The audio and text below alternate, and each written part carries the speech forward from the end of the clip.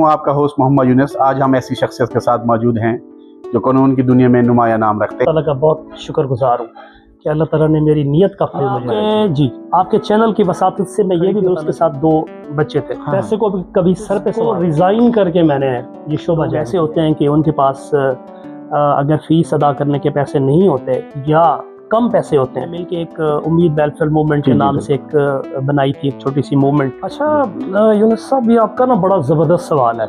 मैं इसको इस सवाल को ना वाकई कहूँगा इसको वेट देना चाहिए। ये जो लव मैरिजेस हैं, ये मैं अपनी प्रैक्टिस की बात कर रहा हूँ कि ज़्यादा से ज़्यादा 1 साल जो रिश्ते थे ना ये कायम होते थे निभाने के। कोर्ट्स में तलाक की बहुत ज़्यादा रेशो है और उसमें सबसे ज़्यादा रेशो जो है वो लव मैरिजेस की है। अस्सलाम वालेकुम नाज़रीन, मैं हूं आपका होस्ट मोहम्मद यूनुस। आज हम ऐसी शख्सियत के साथ मौजूद हैं जो कानून की दुनिया में नुमाया नाम रखते हैं। आज के इस प्रोग्राम में हम सिर्फ उनके पेशा वाराना सफ़र और डिग्रियों के बारे में जानेंगे, बल्कि ये भी देखेंगे कि वो फलाई कामों में अवाम के कैसी खिदमत करते आए हैं। आइए हम मुलाकात करते हैं मलिक मोहम्मद अशरफ साहब से। अस्सलाम वालेकुम सर। मलिक साहब, सबसे पहले हमारे नाज़रीन को अपनी तालीमी सफ़र के बारे में बताएं कि आपने कानून की कौन कौन सी डिग्री हासिल की और इस फील्ड में आने का फ़ैसला कब किया? बिस्मिल्लाहिर्रहमानिर्रहीम। सबसे पहले तो मैं शुक्रगुज़ार हूँ आपका यूनुस भाई, आपका और आपकी टीम का कि आप तशरीफ़ लाए और आपने इस हमें टाइम दिया इसमें। नहीं सर, हमारे ऑफिस तशरीफ़ लाए।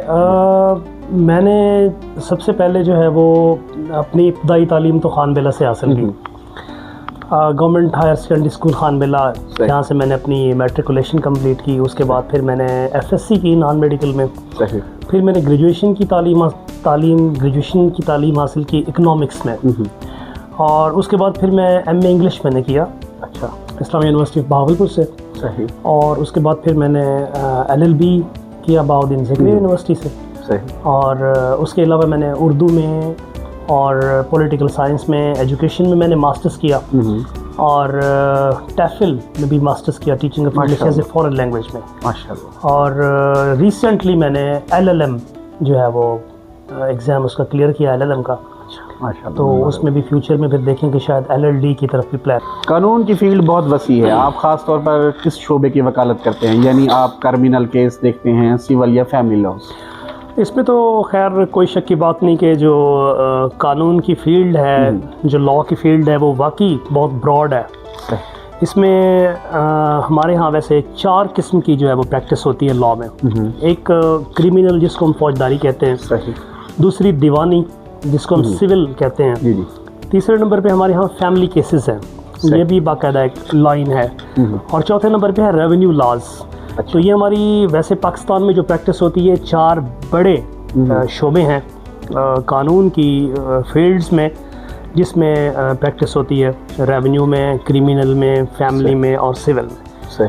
तो अल्लाह ताला का शुक्र है। वैसे मैं बेसिकली मेरा इंटरेस्ट तो क्रिमिनल की तरफ से था शुरू से ही, लेकिन उसमें मेरे जो सीनियर थे दिलशाद अली खान साहब, सुप्रीम कोर्ट ऑफ पाकिस्तान के वकील थे और सिविल के बहुत कॉम्पिटेंट वकील थे। तो उन्होंने मुझे ये एडवाइस किया कि आप सिविल की तरफ भी फोकस करें। तो उसका मुझे फ़ायदा ये हुआ कि मैं क्रिमिनल के साथ सिविल में भी मैंने प्रैक्टिस शुरू की और अल्लाह ताला की मेहरबानी से अब मैं लॉ की 4 फील्ड में प्रैक्टिस कर रहा हूँ और अल्लाह का शुक्र है। आपने वकालत को ही बतौर पेशा क्यों चुना? क्या इसके पीछे कोई ख़ास मकसद है या जज्बात? वाकई थोड़ी इंटरेस्टिंग है और इसमें मैं आपको एक और चीज़ भी ये साथ में बताऊंगा जिससे शायद आप ये समझें कि वाकई ये मेरा शौक, मेरा पैशन था। असल में मेरी इससे पहले भी, इस लॉ से पहले भी मैंने गवर्नमेंट सर्विसेज की हैं। सही।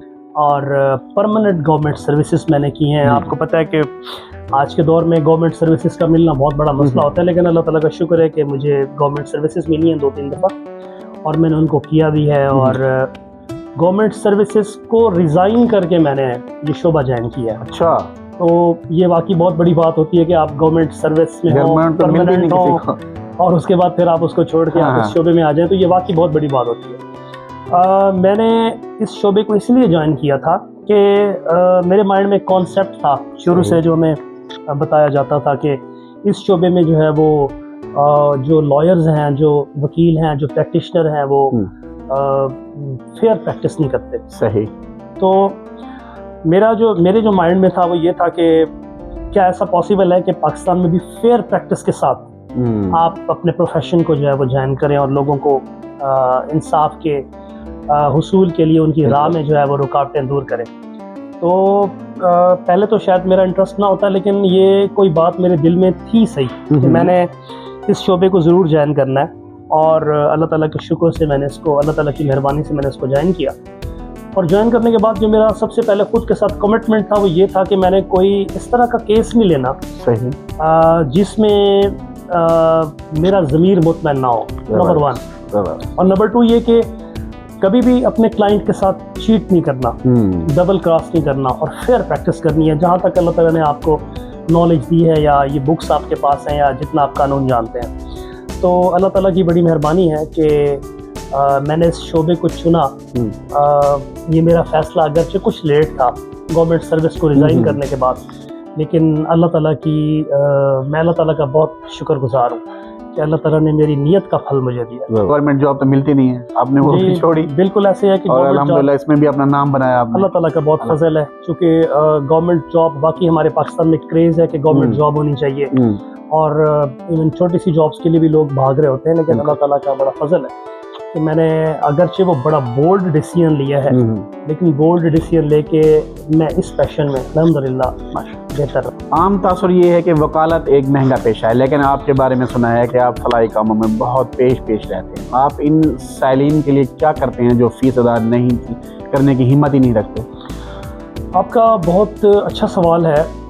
इसको दूसरे लफ्ज़ों में हम ये भी कह सकते हैं कि कुछ लोग ऐसे होते हैं जिनकी पेइंग कैपेसिटी नहीं होती। हाँ, और पेइंग कैपेसिटी ना होने के बावजूद भी वो इंसाफ हासिल करने के लिए कोर्ट्स के पास आते हैं, कानून का सहारा लेने की कोशिश करते हैं। सबसे पहली बात यह है कि मैं हमेशा क्वालिटी ऑफ वर्क पे उस पर बिलीव रखता हूँ। सही कि आपके पास अगर कोई केस है तो आप उसको लगे हाथों ना लें, बल्कि उस केस के ऊपर उसकी स्टडी करें, उसकी डेप्थ में जाएं, उसके जो प्रोपोजिशंस हैं, उसके अंदर जो भी हमारे लॉ के मुताबिक जो हमें रिक्वायरमेंट होती हैं उसको देखें, उसकी डेप्थ में जाके उस केस को प्रिपेयर करें और फिर उसको जाके कोर्ट में फ़ाइल करें और उस बंदे के लिए आप उस केस की फ़ाइट करें, इंसाफ के लिए फ़ाइट करें।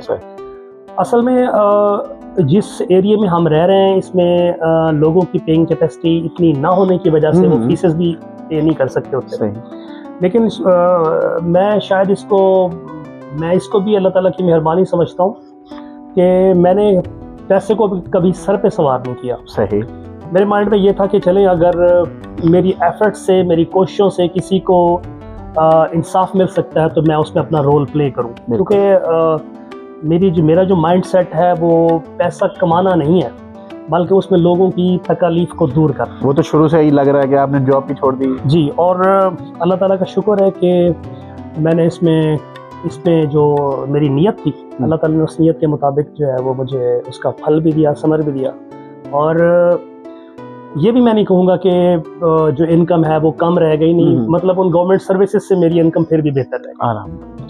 दूसरा मैं इसमें जो अर्ज़ करना चाहूँगा कि जो फलाही काम है या जिनको हम वेलफेयर कह सकते हैं लोगों के लिए, जब आपका माइंड खुद एक वेलफेयर किस्म का हो, आप लोगों की मदद के लिए ज़हनी तौर पे तैयार हैं, तो आप चाहे जिस प्रोफेशन में होते हैं ना, आप उस प्रोफेशन में बैठ के भी लोगों के लिए कुछ ना कुछ वेलफेयर सोच रहे होते हैं, भला सोच रहे होते हैं। तो प्रोफेशनल होने के साथ साथ वेलफेयर होना अगरचे बड़ा डिफ़िकल्ट है।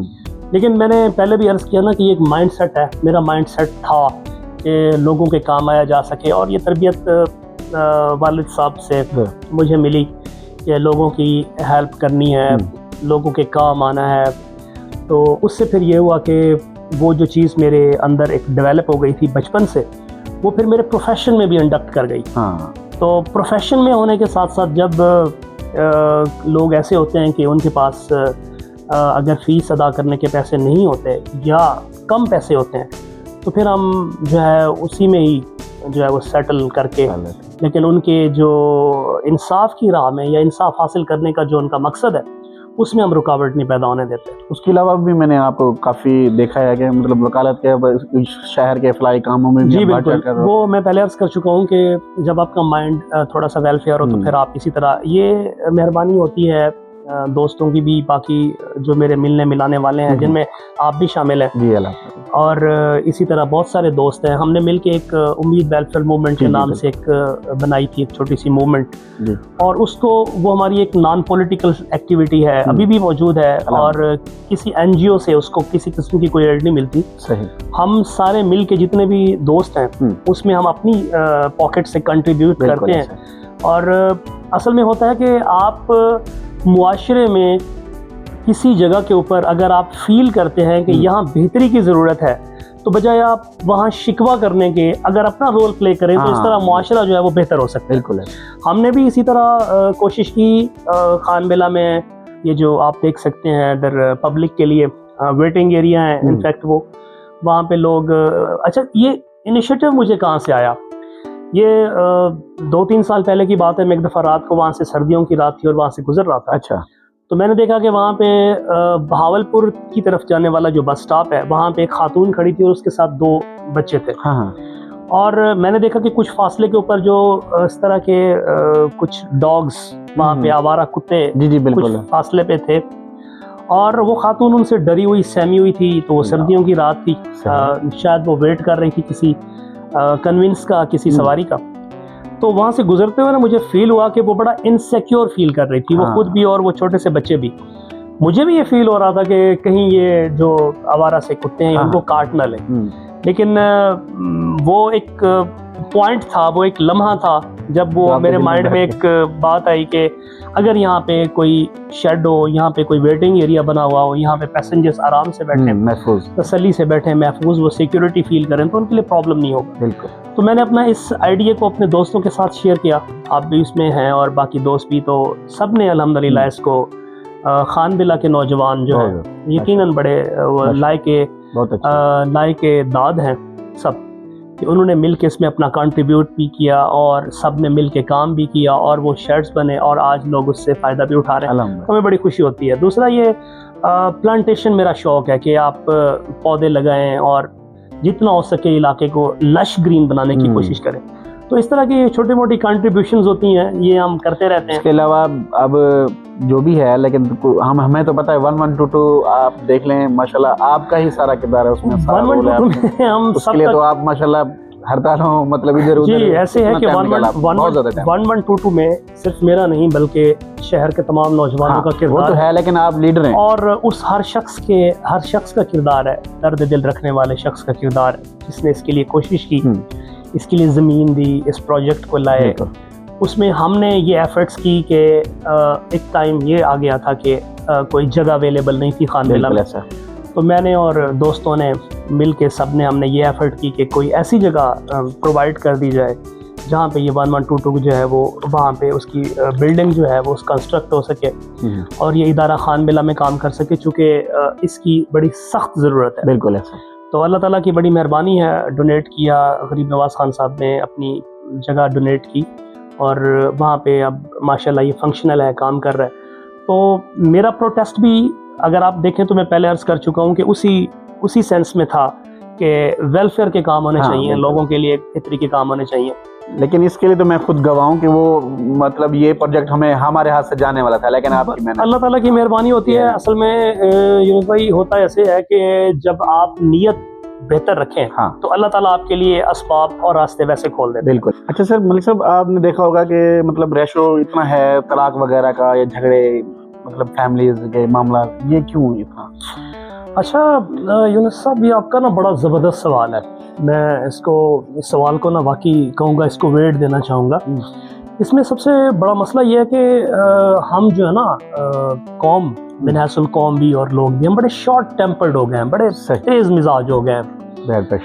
पहले सिचुएशन ये थी कि ये जो रिश्ते थे ना ये कायम होते थे निभाने के लिए, लेकिन अनफॉर्चुनेटली अब हमने इन रिश्तों को भी ना हमने नाप तोल के वेट में रख लिया। अब प्रॉब्लम ये होता है कि जब भी कोई अपनी बच्ची की शादी कर रहा होता है या कोई बच्चे की शादी कर रहा होता है तो अनफॉर्चुनेटली उन लोगों को ना उस वक्त भी खौफ होता है कि पता नहीं मैं बच्ची दे रहा हूँ तो उसके साथ क्या होगा। बिल्कुल है। और आगे से वो जो लड़के वाले हैं वो कहते हैं कि हम यहाँ पे शादी कर रहे हैं, पता नहीं हमारे साथ क्या होगा। सही। सबसे पहले तो ये जो अनसर्टन सी एक फ़ज़ा है ना, इसको ख़त्म करना चाहिए। हमारा ईमान है कि निकाह जो है वो सुन्नत रसूलुल्लाह सल्लल्लाहु अलैहि वसल्लम है और हम मुसलमान हैं, तो हमारा ईमान है कि ये इंसानी नस्ल बढ़ाने के लिए ये ज़रूरी है और जायज़ तरीका है। जब हम सबसे पहली बात यह है कि जब हम अपनी बच्ची की शादी करते हैं तो हम पर्त निकाह में, जो निकाह का पर्त होता है, 4 पर्त होते हैं निकाह के, तो उसमें हम कोशिश करते हैं कि ज़्यादा से ज़्यादा कंडीशंस उसमें हम लिखवा लें, शराइत लिखवा लें। उधर से कोशिश होती है लड़कों वालों की कि इसमें हम कंडीशन से बच जाएं। तो वहाँ पे ना असल में हमारे लॉ में इसको एक सिविल कॉन्ट्रैक्ट कहा गया है कि ये 2 पार्टीज के दरमियान निकाह सिविल कॉन्ट्रैक्ट है। ये हमारे सिविल लॉ की डेफिनेशन है, लेकिन इस्लाम में निकाह जो है वो सुन्नत है और सुन्नत को वेट हासिल है। अब हमारी सबसे बड़ी ये होती है कि जब हम शादी कर रहे होते हैं अपने बच्चे या बच्ची की, तो उस वक्त हम खौफ में भी होते हैं साथ के इस तरह की शर्तें ना लिख दी जाएं कि जिससे हमें बड़ा मसला बन जाए वगैरह। हालांकि पेरेंट्स को ये चाहिए कि वो अपनी बच्ची को ये समझाएं और सिखाएं कि आपकी हम यहाँ पे शादी कर रहे हैं तो आपने अपनी ज़िंदगी गुजारनी है अपने शौहर के साथ और ताबे फरमान होकर और उसके कहने में रह के। और लड़के वालों को ये फ़र्ज़ बनता है, लड़कों वालों का, उनके वालिदैन का, कि वो उसको समझाएं कि ये अब आपकी ज़िम्मेदारी है, ये जो आपकी बीवी है अब ये आपकी ज़िम्मेदारी है और आपने इसके तमाम लाइबिलिटीज़ आपने पूरी करनी है, इसकी रिस्पॉन्सिबिलिटी आपने उठानी है। नंबर 1, ये इस चीज़ का बड़ा फुकदान है। हमारे पेरेंट्स कभी नहीं कोशिश करते कि वो अपने बच्चों को इस चीज़ पे दोनों साइड्स के बच्चों को वो उनको फोकस करवाएं कि वो इस जिम्मेदारी को समझें। दूसरी बात जो है ना, पॉवर्टी, मेरी नज़र में गुर्बत बहुत बड़ी जो है ना एक ऐसी बीमारी है कि जब शौहर अपनी बीवी को फीड नहीं कर पाता तो वो बजाय सब्र शुक्र के वो तंग आ जाती है कि नहीं, ये मुझे खर्च खुराक नहीं मिल रहा और मेरी मर्ज़ी का होना चाहिए। तो वहाँ से फिर हर बंदा अपनी आसाइश और अपनी विशेस को चाहता है कि पूरी हो जाए। जब मर्द की इनकम इतनी ना हो और खातून की डिमांड्स ज़्यादा हो तो भी इसमें जो वो प्रॉब्लम्स क्रिएट होते हैं।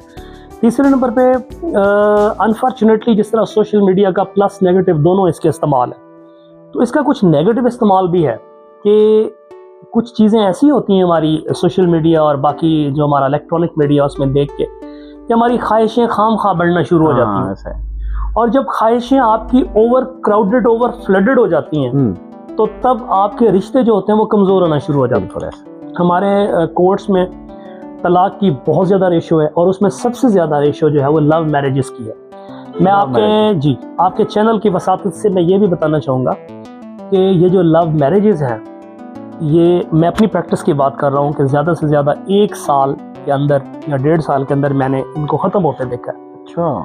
तो ये सबसे बड़ी तलाक की रेशो में लव मैरिजेस का भी किरदार है, क्योंकि इसमें सबसे लड़के शादियां करते हैं और बाद में फिर वो असल में शुरू में तो वो ऐसे फील हो रहा है जैसे कोई फिल्मी कहानी हो। और उसके बाद जब वो फिल्मी कहानी एंड होती है तो फिर वो तलाक की तरफ, डिवोर्स की तरफ आ जाते हैं। मेरे पास भी ऐसे सैकड़ों केसेस हैं जिनमें शादियां जो हैं लव मैरिजेस, मतलब वो मैच्योर नहीं है, शादी कर ली और 1 साल के अंदर अंदर जो है वो शादी अख्ताम पजीर हो गई। तो इसमें कई फैक्टर्स हैं जिसकी वजह से हमारे मुल्क में ये तलाक और इनकी रेशो काफ़ी ज़्यादा हो गई है। अच्छा, आखिरी सवाल आपसे करते हैं मलिक साहब कि आपने यहाँ माशाल्लाह बहुत प्यारा ऑफिस बनाया और सब ऑफिस भी बनाया, यहाँ ऐसा ऑफिस और टाइम देते हैं वहाँ पे भी। यहाँ बहुत शुक्रिया, थैंक यू सो मच। इस ऑफिस को बनाने की भी मेरी थोड़ी सी एक लॉजिक है, वो भी मैं, चले आपने एक क्वेश्चन किया तो मैं उसमें बता दूँ। असल में होता ये है कि अपने ऑफिस में जो चीज़ मैंने फील की ड्यूरिंग दी प्रैक्टिस, वहाँ पे एक तो हमें कोर्ट्स में अपेयर होना होता है, दूसरा वहाँ पे प्राइवेसी नहीं होती क्लाइंट्स के लिए कि वहाँ पे अपने पर्सनल मैटर्स को हमारे साथ डिस्कस कर सकें, वो ओपन डिस्कस करते हैं। तो मैंने खानबिला शहर में फर्स्ट टाइम मैंने एक ऑफ़िस बनाया है। इससे पहले हमारे किसी वकील साहब ने ऑफ़िस नहीं बनाया, तो मैंने एक बाकायदा ऑफ़िस इसलिए बनाया है कि कम से कम मेरे सिटी के या मेरे सिटी के जो पैराफ्रीज के लोग हैं वो यहाँ पे आके बड़ी तसल्ली के साथ और बड़े इत्मीनान के साथ अपने कंसल्टेंसी मुझसे ले सकें, जो मेरी एज पर नॉलेज है वो कानूनी मशावरत ले सकें और अपने मामलात को बड़े जो है ना वो डिस्कस करें। माशाल्लाह बहुत ज़बरदस्त किया है। अब हम भी देख रहे हैं कि शुरू से है कि अब पेशी भी लेनी होती है तो बंदा आता कहता है लियाकतपुर आ जाओ। जी बिल्कुल ऐसे। उधर ही आ जाओ, घर से नहीं निकलते हैं लोग। मैंने पहले अर्ज किया कि मैंने फैसिलिटेशन के लिए ऐसे किया है कि लोग जो है ना वो परेशान ना हो। मैं पहले भी अर्ज कर चुका हूँ, मेरी कोशिश होती है कि लोगों को कम से कम परेशानी फेस करनी पड़े। बिल्कुल, क्योंकि ये आप हॉस्पिटल्स में जाएं, आप कोर्ट्स में जाएं, तो डेफिनेटली ऐसी जगह है जहाँ बंदा परेशान होता है। बिल्कुल। तो मेरी कोशिश थी कि लोग जो है ना वो वहाँ पे आके अगर कोई माइनर सी भी चीज़ है या कंसल्टेंसी लेनी है तो वो कोर्ट में आके मुझसे ऑफिस में बैठ के कंसल्टेंसी ना लें। वो मेरे ऑफिस में सेकंड टाइम आ सकते हैं। मैं यहाँ पे 8 बजे के बाद 10 बजे तक 2 घंटे मैं यहाँ अवेलेबल होता हूँ अपने ऑफिस में, और हर हवाले से जो मैं कंसल्टेंसी देता हूँ। और मेरी ये कंसल्टेंसी फ्री ऑफ कॉस्ट होती है। मैं उसमें जो है ना उनको मशावरत देता हूँ, लेकिन उसमें मेरे किसी किस्म के यहाँ पे कोई चार्जेस नहीं होते उनको मशवरा देने। नाज़रीन, उम्मीद है आज की ये गुफ्तगू आपके लिए मालूमाती रही होगी। मलिक साहब का बहुत शुक्रिया कि उन्होंने हमें अपना कीमती वक्त दिया। अगर आपको हमारी ये वीडियो पसंद आई हो तो इसे लाइक करें, सब्सक्राइब करें और अपने दोस्तों के साथ शेयर ज़रूर करें ताकि ये मालूमात दोस्तों तक भी पहुँच सके। आपके इस बारे में क्या राय है हमें कमेंट में ज़रूर दीजिएगा और अपनी दुआओं में हमें याद रखिएगा। अल्लाह हाफ़िज़।